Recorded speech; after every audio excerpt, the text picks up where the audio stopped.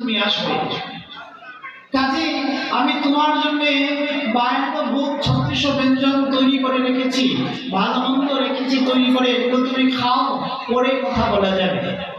কারণ দুর্যোধন মনে মনে চিন্তা করছে এই জগতের নিয়ম হচ্ছে যে যা খায় সে তার গুণ গায়।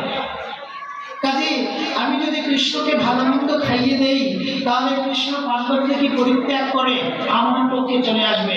কারণ কৃষ্ণ তুমি কখনো চোখেও দেখুনি, তাই তোমার জন্য দেখো 52 ভোগ 3600 ব্যঞ্জন তৈরি করেছি, এগুলো তুমি খাও, পরে কথা বলা যাবে।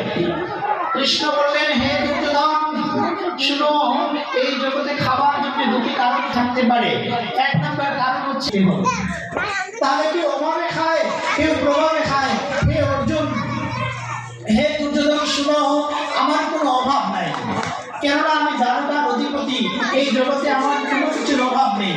কাজে অহেত হই না, কাজে আমি তোমাকে ভয়ও পাই না। তুমি সদ্গুণের সাথে যুক্ত নও, তুমি দুর্গুণ থেকে মুক্ত নও, আর তুমি আমার ভক্তও নও। কাজে আমি তোমার বাড়িতে সাবধান দুর্যোধন, সাবধান, আমাকে বন্দী বানানোর জন্য কোনো অপচেষ্টা করো না, কেননা এই জগতের কোনো শৃঙ্খল দ্বারা